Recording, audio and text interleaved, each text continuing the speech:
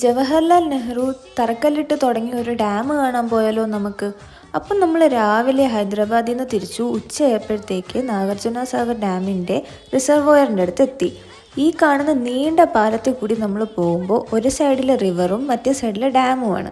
നമുക്കല്ലാതെ ഡാമിൻ്റെ മുകളിൽ കൂടി പോകാനോ അതിനകത്ത് എൻട്രി ചെയ്യാനോ സാധിക്കത്തില്ല.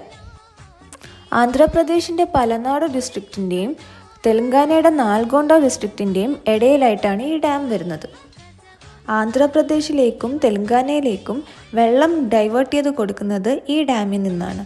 ഈ വെള്ളത്തിൻ്റെ പേരിൽ ഒരുപാട് തവണ പല പല തർക്കങ്ങളും വഴക്കുകളും വരെ ഉണ്ടായിട്ടുണ്ട്. വേൾഡിലെ തന്നെ ഏറ്റവും ലാർജസ്റ്റ് ആയിട്ടുള്ള മെസ്നറി ഡാം എന്നറിയപ്പെടുന്നതും നാഗാർജുന സാഗർ ഡാമാണ്. ഇത്രയൊക്കെ സ്പെഷ്യാലിറ്റി ഉണ്ടെങ്കിലും നമ്മുടെ കേരളത്തിലെ ഡാമുകളിലെ പോലൊരു തിരക്കോ ടൂറിസമോ ഞാനിവിടെ കണ്ടില്ല.